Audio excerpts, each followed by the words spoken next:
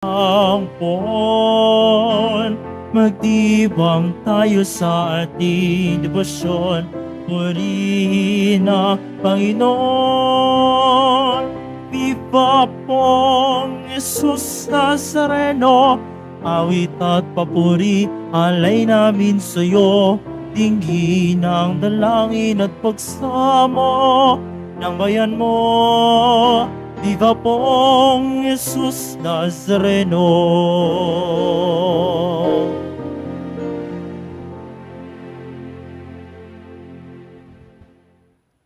Sa ngalan ng Ama at ng Anak at ng Espiritu Santo, Amen. sumainyo ang Panginoon. At sumaiyo rin. Mga kapatid, aminin po natin ang ating mga kasalanan upang marapat tayong gumanap sa banal na pagdiriwang.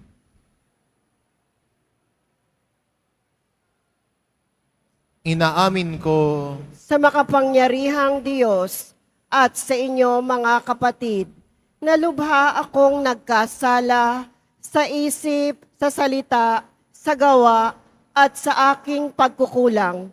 Kaya isinasamo ko sa mahal na Birheng Maria, sa lahat ng mga anghel at mga banal, at sa inyo mga kapatid, na ako'y ipanalangin sa Panginoong ating Diyos.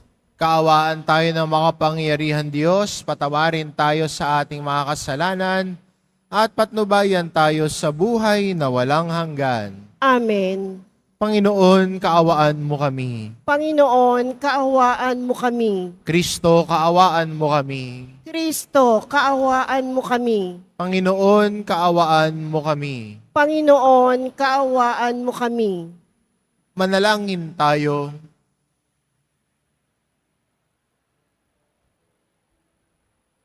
Ama naming makapangyarihan, ginawa mong si Santa Rosa ay mag-alab sa iyong pag-ibig. Ano pat nilisan niya ang tanang bagay sa daigdig, upang tanging para sa iyo makapamuhay ng may matinding pagtitiis na bukal sa kalooban. Bilang tugon sa kanyang pagdalangin, kami nawang tumatahak sa iyong landasin ay makalakap ng tamis ng pag-ibig sa iyong piling. Sa pamamagitan ni Hesukristo, kasama ng Espiritu Santo, magpasawalang hanggan. Amen. Magsiupo muna po ang lahat.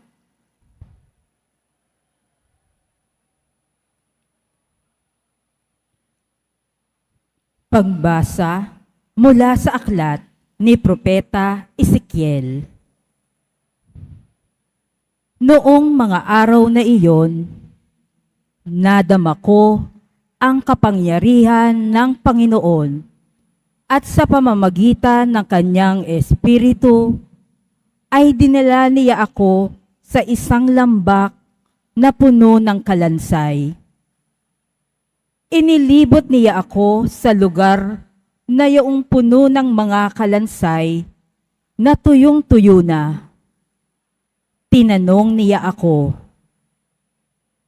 "Tao, palagay mo ba ay maaari pang mabuhay ang mga kalansay na ito?" Sumagot ako, "Kayo po lamang ang nakaalam, Panginoon." Sinabi niya sa akin, "Magpahayag ka sa mga kalansay na ito. Sabihin mo, mga tuyong kalansay, dinggin ninyo ang salita ng Panginoon.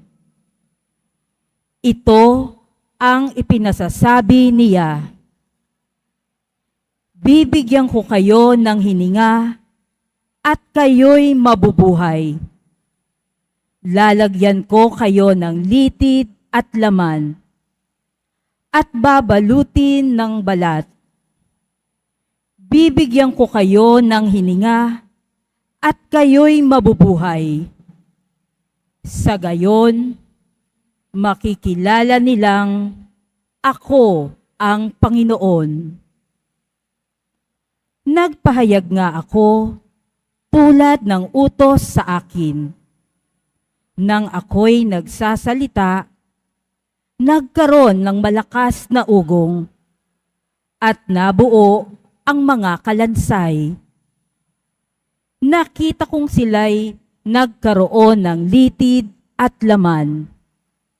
Nabalot sila ng balat, ngunit hindi pa humihinga.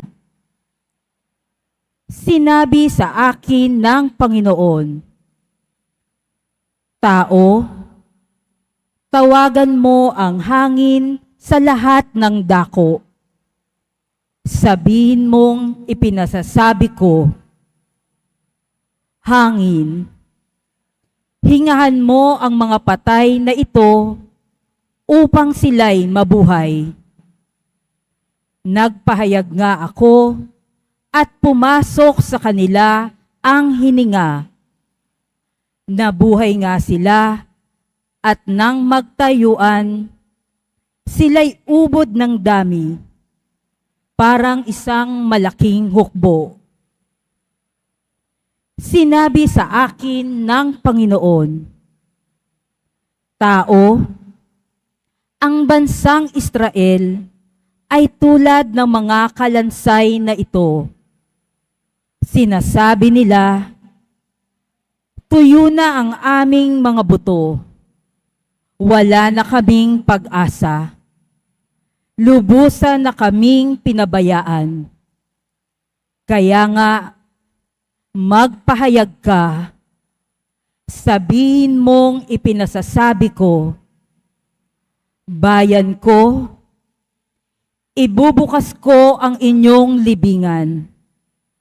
Ibabangon ko kayo at iuuwi sa inyong bayan. Kung maibukas ko na ang inyong libingan at maibangon ko kayo, makikilala ninyong ako ang Panginoon.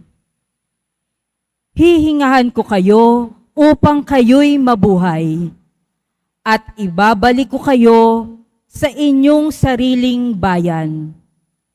Sa gayon, malalaman ninyo na akong Panginoon ang nagsabi nito at aking gagawin." Ang salita ng Diyos. Salamat sa Diyos.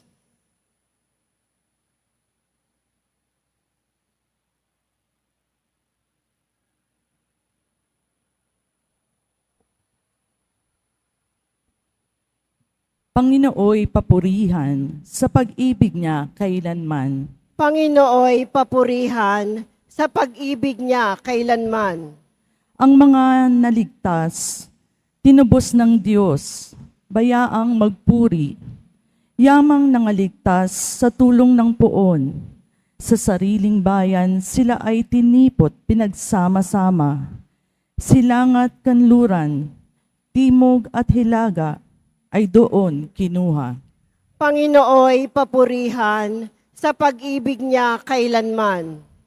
Mayroong naglumagak sa ilang nadako at doon nananahan, sapagkat sa lungsod ay wala ng lugar silang matirahan. Wala nang makain, kaya't nangugutom, nauhaw na lubha ang katawan nila, ay naging lupaypay, labis na nanghina. Panginooy papurihan sa pag-ibig niya kailanman.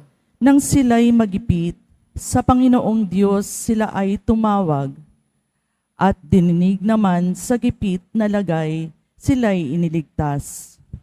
Inialis sila sa lugar na iyon at pinatnubayan, tuwirang dinala sa payapang lunsod at doon tumahan.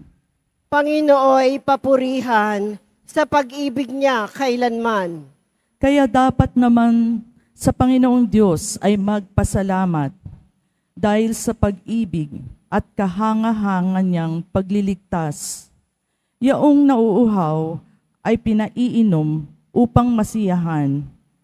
Ang nagugutom ay pawang binubusog sa mabuting bagay. Panginooy papurihan sa pag-ibig niya kailanman. Magsitayo na po ang lahat.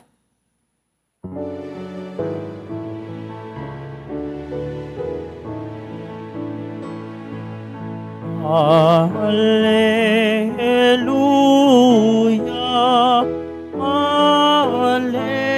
Alleluia,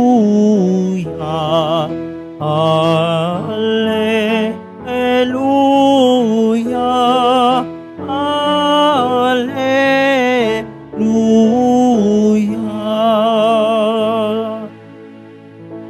Panginoon, ituro mo na iyong landas ay sundin ko sa pagtahak sa totoo.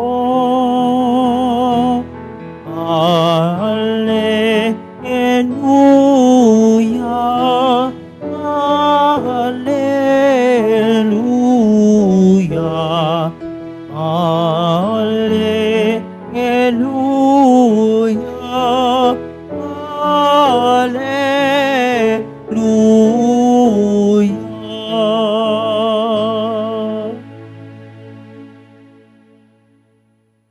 Sumainyo ang Panginoon, At sumaiyo rin. ang mabuting balita ng Panginoon ayon kay San Mateo.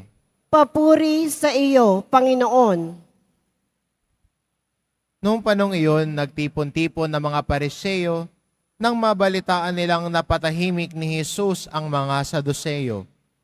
At isa sa kanila, isang dalubhasa sa kautusan, ang nagtanong kay Jesus upang subukin ito. Guro, alin po ang pinakamahalagang utos sa kautusan? Sumagot si Jesus, ibigin mo ang Panginoon mong Diyos ng buong puso, ng buong kaluluwa at ng buong pag-iisip. Ito ang pinakamahalagang utos. Ito naman ang pangalawa. Ibigin mo ang iyong kapwa gaya ng iyong sarili. Sa dalawang utos na ito nakasalalay ang buong kautusan ni Moises at ang turo ng mga propeta. Ang mabuting balita ng Panginoon. Pinupuri ka namin, Panginoong Heso Kristo. Magsiupo muna po ang lahat. Ang mga pagbasa natin sa araw na ito ay magandang hugutan ng inspirasyon. Sa ating unang pagbasa, narinig natin mula sa libro ng Propeta Ezekiel na siya ay inutusan ng Diyos magpahayag sa mga kalansay.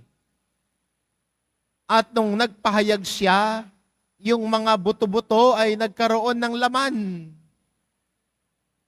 Nung nagpahayag ulit siya, nagkaroon na sila ng hangin sa kanilang katawan at sila'y naging buhay.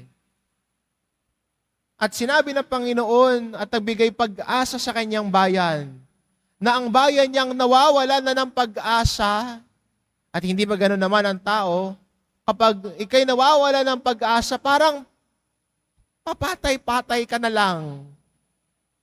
Yung tao parang nawawala ng pag-asa sa buhay, parang kinakaladkad yung paa. Wala nang gana. Wala nang ganang mabuhay.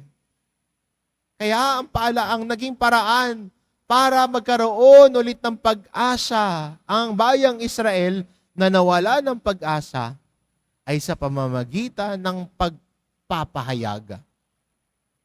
Kaya maganda bilang deboto na ang pinaghuhugutan natin ng pag-asa ay ang salita ng Diyos. Sana yun ang paghuhugutan natin ng pag-asa. Ang mga salita ng Poong Hesus Nazareno, ang kanyang mga aral at turo ang nagbibigay sa atin ng pag-asa para magpatuloy sa paglalakbay. Minsan dadaan tayo sa mga pagsubok, dadaan tayo sa mga problema, na tila ay pakiramdam natin wala ng pag-asa. Pero ang salita ng Diyos, ang siyang nagbibigay buhay at pag-asa sa atin. Kaya magandang itanong, saan mo nais hugutin ang pag-asa mo? Minsan nadidisappoint tayo. Minsan may mga expectations tayo na hindi nagiging reality. And because of disappointments, failures, problems, we might lose hope. Pero ang salita ng Diyos na sinasaligan natin ang nagbibigay pag-asa sa atin. Sa atin ng Ebanghelyo, pinahayag ni Jesus ang dalawang pinakamahalagang utos. At ito ay dahil may nagtanong sa kanyang Pariseo na nais subukin si Jesus. Kung titignan naman natin sa Ebanghelyo, madalas tinatanong si Jesus. May iba nagtatanong dahil gustong matuto, gustong mapaliwanag ni Jesus para sa kanila. Kaya ang tao din ho nagtatanong ay nais din ho sanang matuto. Bagamat si Jesus ay nais subukin dito, ginawa pa rin yung pagkakataon para yung mga nakikinig sa Kanya ay matuto mula sa Kanya. Kaya lang tinanong si Jesus, ano ho ang pinakamahalagang utos? Diretso niyang sinagot. Ang pinakamahalagang utos ay ito, ibigin mo ang iyong Diyos ng buong puso, isip at kaluluwa. Sa madaling sabi, lahat-lahat. Hindi ho parte-parte. Buong-buo, ikaw na ikaw. Minsan kasi, di ba, aminin naman natin, na minsan yung pagsunod natin sa Diyos, patsi-patsi, parte-parte. Minsan nga ho,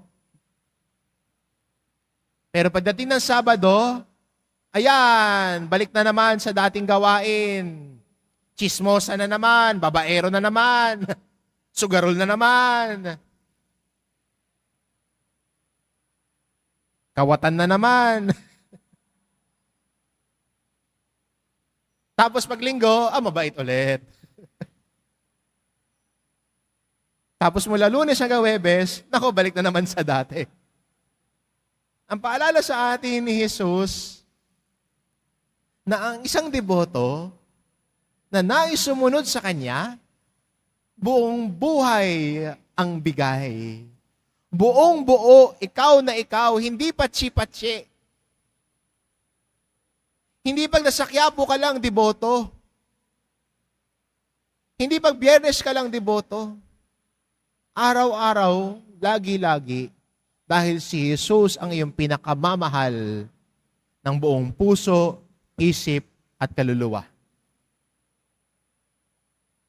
The whole of you, buong ikaw.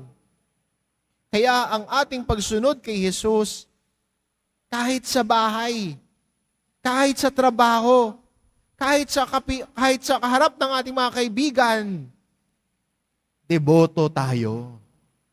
Kristiyano tayo. Buong buo. Hindi patsi-patsi. Buong ikaw. Dahil ang nais ni Jesus ay ang buong ikaw. Tanggap ni Jesus ang buong ikaw. Kalakasan mo, pati kahinaan mo. Pero sa kabila ng mga kahinaan, kasalanan at kagandahan at kabutihan mo, mahal ka ng Diyos. Period. At sana, ang pagtugon natin sa pagmamahal ng Diyos na walang kupas ay ang buong puso, buong isip at buong kaluluwa nating pagsunod sa Kanya. Ang santang pinagdiriwang ho natin ngayon, si Santa Rosa ng Lima, ang nais ng mga magulang para sa kanya ay mag-asawa siya. Binigay sa kanya ang pangalang Rose dahil siya ho ay maganda. Pero ayaw niya mag-asawa. Gusto niyang italaga ang sarili niya sa Diyos para maging isang madre. Kinulong ho siya ng tatay niya para hindi siya mapunta sa pagmamadre. At Yung tatay ho ang nagtutulay para sa mga manliligaw niya. At marami naman siyang manliligaw. Pero para layuan siya, ang ginagawa niya ay pinuputol niya yung buhok niya at yung paminta, kinikis-kis niya sa mukha niya. Para pumangit siya. Siya ho, gustong pumangit, no? Ikaw, lahat na lang ng pampaganda gagawin mo. Kahit picture mo, may filter, gumanda ka lang. Pumayat ka lang. Si Santa Rosa, tinalikuran yung pisikal na kagandahan para layuan siya, para maibigay niya ang sarili niya sa Panginoon. Ang ending ho ng kwento, tumiklop din ho yung tatay niya at sumuko at hinayaan siya na magmadre. At habang siya'y namumuhay, tinalaga niya ang kanyang buong buhay para sa Panginoon. Buong sarili niya, ang lahat, sa pamamagitan ng pag-aalay ng sakripisyo, pakikiisa sa paghihirap ni Jesus, at sa pananalangin. Sabi nga ho ay 2 oras lang daw ho siya natutulog. Pero nananalangin ho siya, kaya 2 hours lang ho siya natutulog. Hindi ko alam kung 2 hours ka rin natutulog dahil kaka-Netflix mo, no? Kung kakanood mo. Pero Santa Rosa, 2 oras lang daw ang tulog dahil ang buong araw ay itinatalaga niya sa pananalangin. Buong puso, buong isip at kaluluwa na nagmahal kay Jesus, tumugon kay Jesus Nazareno. At ito ang panyaya at imbitasyon sa ating lahat ngayon. Na tumugon kay Jesus Nazareno ng buong buo na siya na pinaguhugutan natin ng ating pag-asa. Ang kanyang tinig ang nagbibigay pag-asa sa atin. Ang kanyang mga aral at turo ang nagbibigay buhay sa atin. Tulad ni Santa Rosa ng Lima, natagpuan niya ang lahat kay Jesus. Kaya ibinigay niya din ang lahat niya para kay Jesus. Amen. Magsitayo na po ang lahat.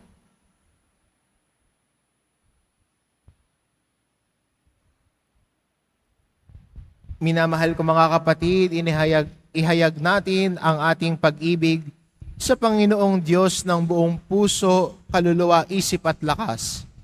Ihayag natin ang ating mga panalangin ng may pag-ibig sa ating kapwa, tulad ng ating paggalang at pagpipitagan sa ating mga sarili.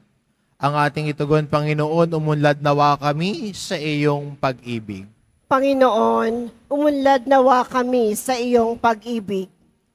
Ang simbahan, sa pamamagitan ng kanyang mga pinuno, naway umakay sa mga sumasampalataya sa mas malalim na kaalaman at pag-ibig ng Diyos. Manalangin tayo. Panginoon, umunlad nawa kami sa iyong pag-ibig. Ang mga namumuno sa atin, naway gawing gabay ang pagsunod sa batas ng Diyos. Manalangin tayo. Panginoon, umunlad nawa kami sa iyong pag-ibig. Ang ating mga tahanan, naway maging mga lugar ng presensya ng Diyos, kung saan ang bawat isa ay natuturuang kumalinga at gumalang sa bawat isa bilang anak ng Diyos.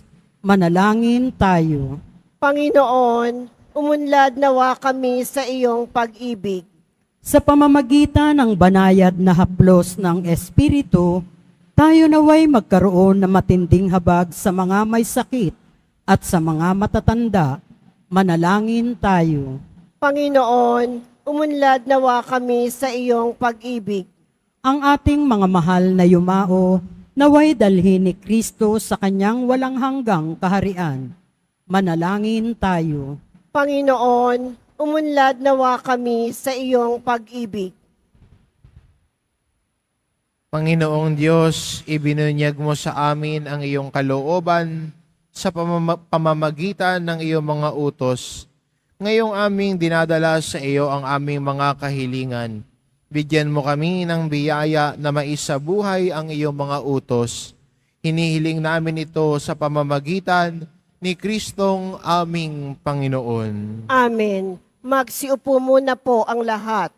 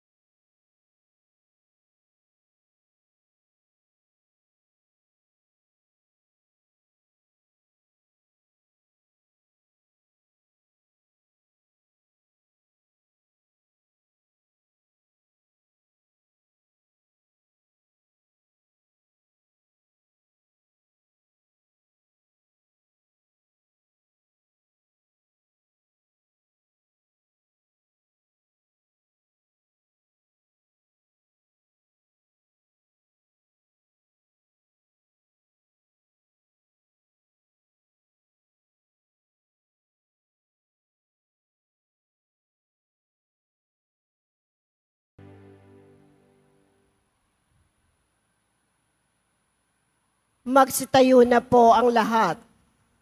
Manalangin kayo mga kapatid, upang ang paghahain natin ay kalugdan ng Diyos amang makapangyarihan. Tanggapin nawa ng Panginoon itong paghahain sa iyong mga kamay, sa kapurihan niya at karangalan, sa ating kapakinabangan at sa buong sambayaran niyang banal.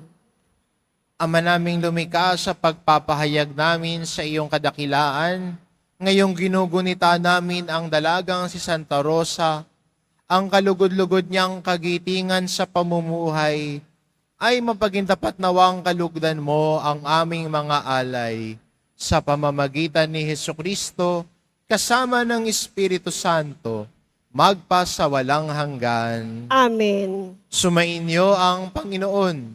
At sumaiyo rin. Itaas sa Diyos ang inyong puso at diwa. Itinaas na namin sa Panginoon. Pasalamatan natin ang Panginoong ating Diyos. Marapat na siya ay pasalamatan. Ama naming makapangyarihan, tunay ang marapat na ikaw ay aming pasalamatan. Ngayong ikinagagalak namin may mga banal na tao na nagtalaga ng sarili sa anak mong si Hesukristo upang ipamalas nila ang paghahari mo at makamit ang kapwa na manalig sa iyo. Ngayon sa aming ibinigay ang iyong anak na minamahal, ang kabanalang iyong taglay at hangad mong kamtin ng tanan. Ito ang pinanggagalingan namin ngayong nililingon. Dito mo rin nais kami makarating at humantong.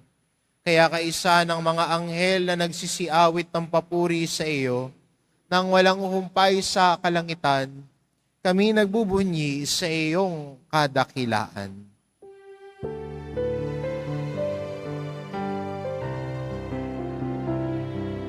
Santo, Santo, Santo, Panginoong Diyos ng mga hukbo, napupuno ang langit at lupa sa kadakilaan mo.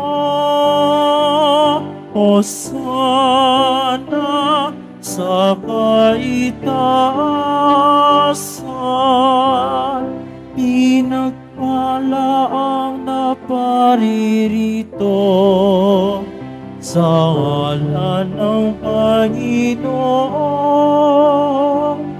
Hosana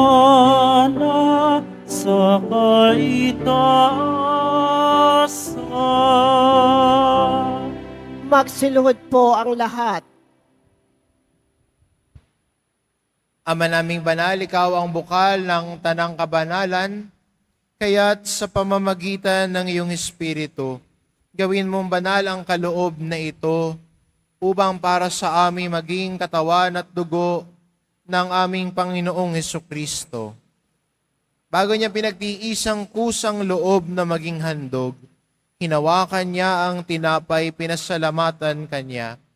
Pinagati-hati niya iyon, iniabot sa kanyang mga alagad at sinabi, "Tanggapin ninyong lahat ito at kanin.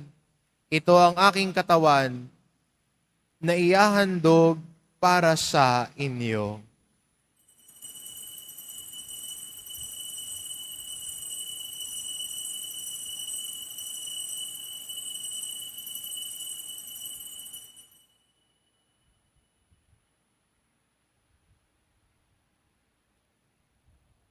Gayon din naman na matapos ang hapunan, hinawakan niya ang kalis, muli kanyang pinasalamatan. Iniabot niya ang kalis sa kanyang mga alagad at sinabi, "Tanggapin ninyong lahat ito at inumin. Ito ang kalis ng aking dugo, ng bago at walang hanggang tipan. Ang aking dugo na ibubuhos para sa inyo at para sa lahat, sa ikapagpapatawad ng mga kasalanan. Gawin ninyo ito sa pag-alala sa akin."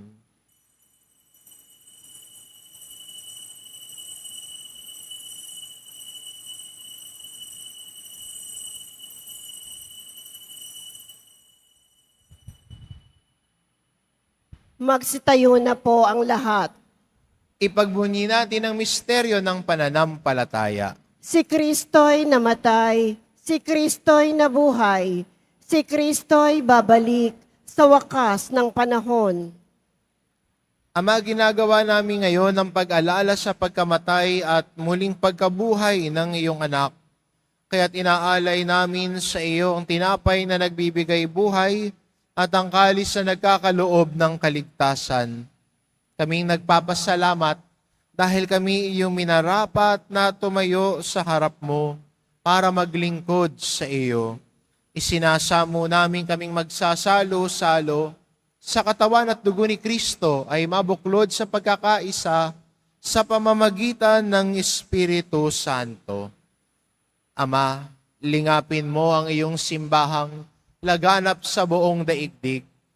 Puspusin mo kami sa pag-ibig, kaisa ni Francisco na aming Papa at ni Jose na aming Obispo at ng Tanang Kaparian. Alalahanin mo rin ang mga kapatid naming nahimlay na may pag-asang sila'y muling mabubuhay, gayon din ang lahat ng mga pumanaw. Kaawaan mo sila at patuloyin sa iyong kaliwanagan. Kaawaan mo at pagindapatin kaming lahat na makasalo sa iyong buhay na walang wakas. Kaisa ng mahal na Birheng Maria na ina ng Diyos, ng kabiyak ng puso niyang si San Jose, kaisa ng mga apostol at ng lahat ng mga banal na namuhay dito sa daigdig ng kalugod-lugod sa iyo, maipagdiwang nawa namin ang pagpupuri sa ikararangal mo sa pamamagitan ng iyong anak na aming Panginoong Heso Kristo. Sa pamamagitan ni Kristo, kasama niya at sa Kanya, ang lahat ng parangal at papuri ay sa iyo, Diyos amang makapangyarihan, kasama ng Espiritu Santo, magpa sa walang hanggan.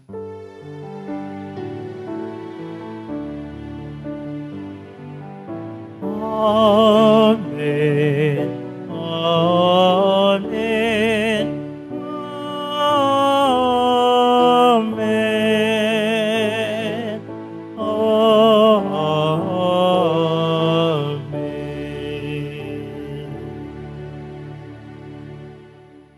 Sa tagubili ng mga nakagagaling na utos at turo ni Jesus na Panginoon natin at Diyos, ipahayag po natin ng lakas loob.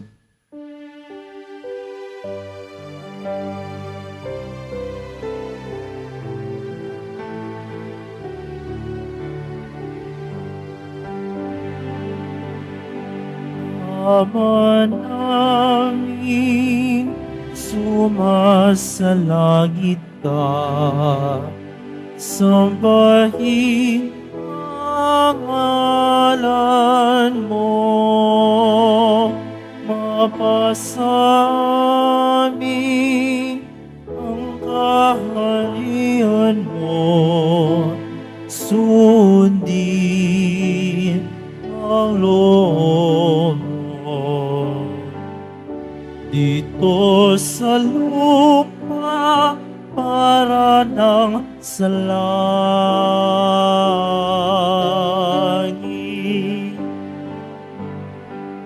Bigyan mo kami ngayon ng aming kakanin sa araw-araw at patawarin mo kami sa aming mga sala para na pagpapatawad namin sa nagkakasala sa amin. At huwag mo kaming ipahintulot sa tukso, at yadya mo kami sa lahat ng masama.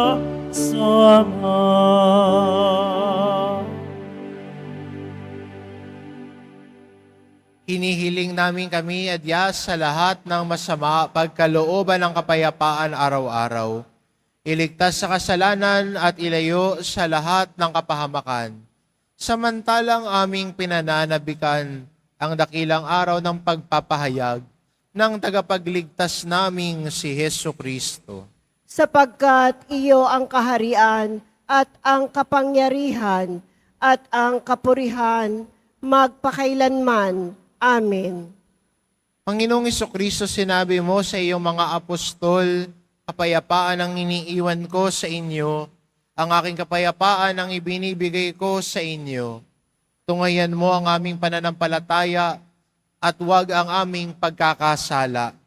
Pagkalooban mo kami ng kapayapaan at pagkakaisa, ayon sa iyong kalooban kasama ng Espiritu Santo, magpasawalang hanggan. Amen. Ang kapayapaan ng Panginoon ay laging sumainyo. At sumaiyo rin. Magbigayan kayo ng kapayapaan sa isa't isa.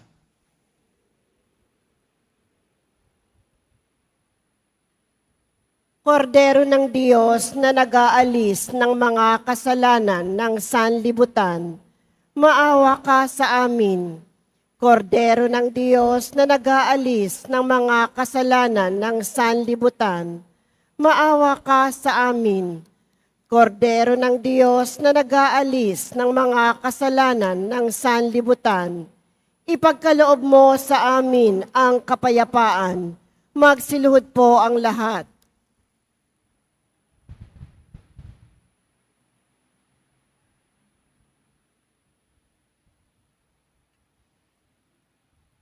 Ito ang kordero ng Diyos. Ito nag-aalis ng kasalanan ng sanlibutan. Mapalad ang mga inaanyayahan sa kanyang piging. Panginoon, hindi ako karapat-dapat na magpatuloy sa iyo, ngunit sa isang salita mo lamang ay gagaling na ako.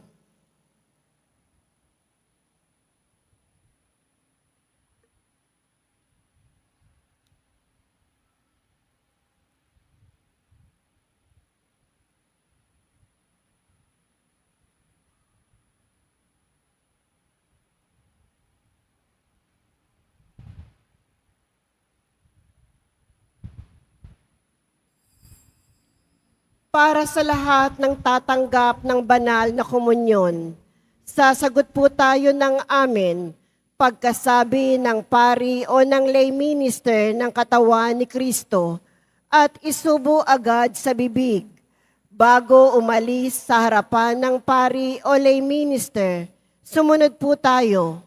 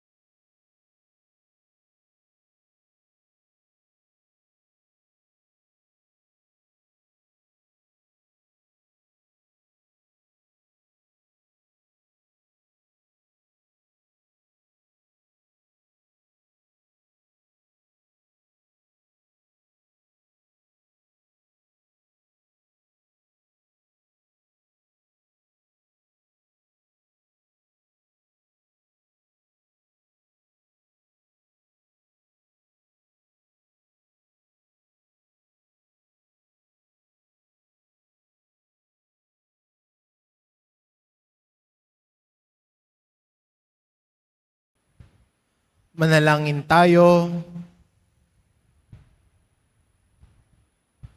Ama naming mapagmahal, sa pagsasalo namin ngayon sa banal na pakikinabang, matulungan nawa kami ng ulirang katapatan ni Santa Rosa upang tanging ikaw ang aming mahalin.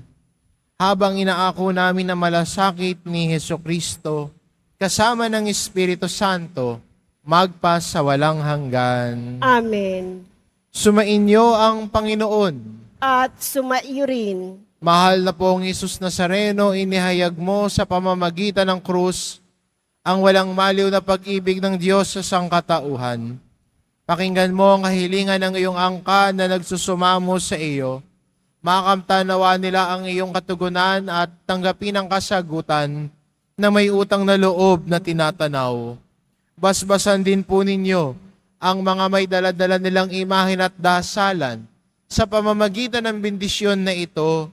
Naway maalala nila ang mga pangako nila noon sa binyag, na ikaw ang kanilang iibigin at paglilingkuran, bilang Panginoon magpasawalang hanggan. Amen. At pagpalain kayo ng ating mapagmahal na Diyos, ang Ama, at ang Anak, at ang Espiritu Santo. Amen. Umayo kayo, taglay ang kapayapaan ng poong Jesus Nazareno. Salamat sa Diyos.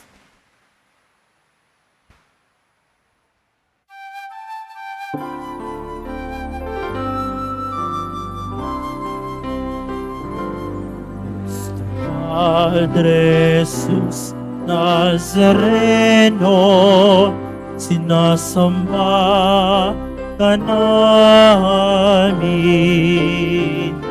Pinipinto ka namin. Aral mo aming buhay at kaligtasan. Padre Jesus Nazareno, iligtas mo kami sa kasalanan. Ang krus mong kinamatayan ay sagisag ng aming kaligtasan. Nuestro Padre Jesus Nazareno, dinarangan namin. Nuestro Padre Jesus Nazareno, dinulwalhati ka namin. Nuestro Padre Jesus Nazareno, dinarangan ka namin. Nuestro Padre Jesus Nazareno, dinulwalhati ka namin.